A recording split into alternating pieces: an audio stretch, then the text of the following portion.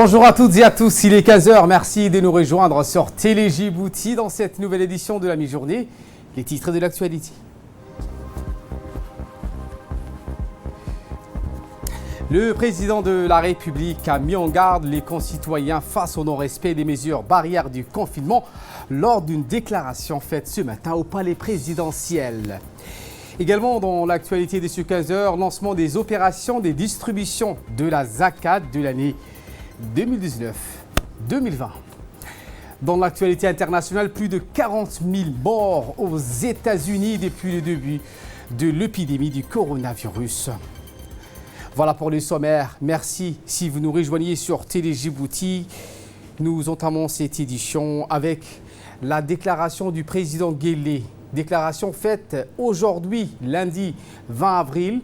Une allocution dans laquelle le président de la République est revenu sur les efforts du gouvernement dans la lutte contre la propagation de cette pandémie à Djibouti. Voici les propos du chef de l'État.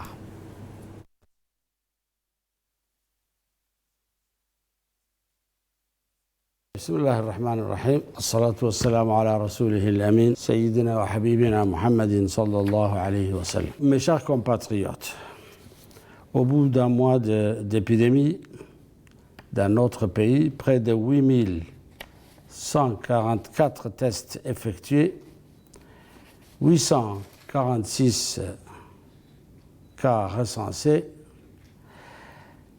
102 patients guéris. Force est de constater que nous sommes encore dans la phase ascendante de la pandémie. Nous constatons également que les cas contacts sont d'autant plus nombreux, ce qui nous montre que le confinement n'est pas respecté par tous et que malheureusement beaucoup de nos compatriotes prennent encore cette maladie à la légère. Notre stratégie depuis le début a toujours été de tester, tracer et traiter les cas de Covid-19 sur notre territoire le plus tôt possible afin d'éviter des complications qui leur seraient potentiellement fatales.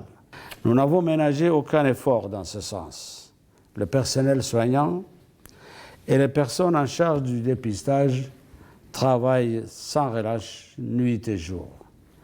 Les forces de l'ordre, quant à elles, sont également sur le terrain, que ce soit pour retracer les contacts ou pour faire respecter le confinement.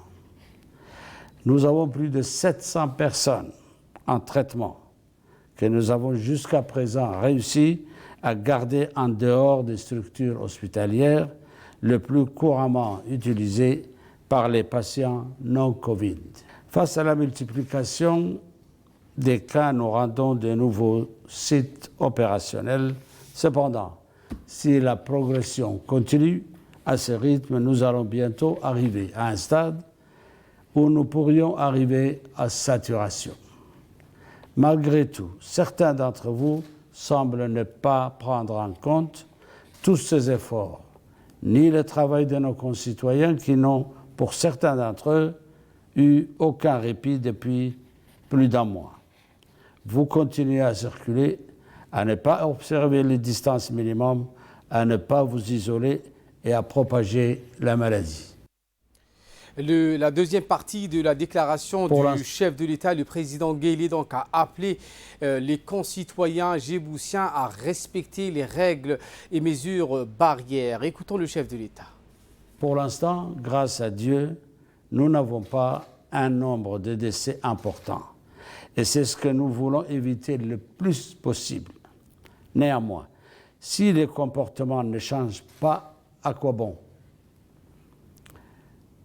À quoi bon si les personnes testées négatives peuvent se faire contaminer à peine leurs résultats obtenus? À quoi bon faire souffrir tous nos concitoyens qui vivent de leurs revenus journaliers en les condamnant à arrêter leurs activités parce que certains d'entre vous veulent aller voir un ami ou rendre visite à un proche? Nous n'avons que deux choix qui se présentent à nous. Soit nous arrêtons de tester et nous attendons que les cas graves arrivent dans les hôpitaux, soit nous continuons à rester confinés et nous n'avons pas ou peu de cas graves et nous arrivons à réduire le nombre de cas rapidement. Je sais que beaucoup d'entre vous voudraient que nous puissions retrouver un semblant de normalité le plus vite possible sans mettre en danger nos vies ni celles de nos proches.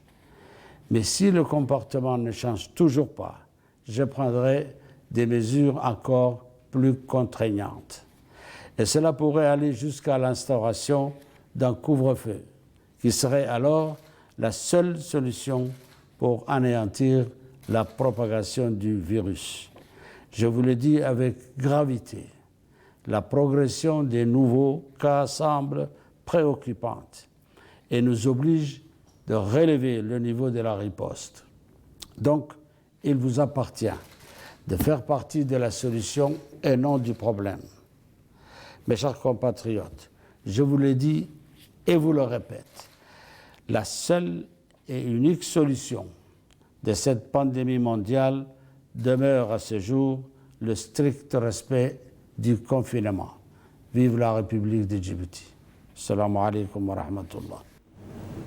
L'actualité de ce 15h, c'est aussi la fondation Diwana Zakat affiliée au ministère des Affaires musulmanes, de la Culture et des Biens Waqf qui a lancé officiellement ce lundi des opérations de distribution de la Zakat de l'année 2019-2020 dans la commune de Balbala. Ce processus s'est déroulé sous la supervision du directeur général de la fondation, Souleymane Hussein Moussa, en présence notamment du responsable financier Siraj Mohamed Abdallah. Créée pour répondre aux besoins des plus nécessiteux, la fondation Diwana Zakat n'a pas lésiné sur les moyens pour devenir une institution louable et crédible aux yeux de la nation et de la communauté internationale. Comme l'a si bien souligné le directeur général de Diwana Zakat, le montant de la Zakat collectée l'année 2019-2020 est environ estimé à 250 millions de nos francs. Ainsi, plus de 2400 familles ont pu bénéficier de ce Zakat.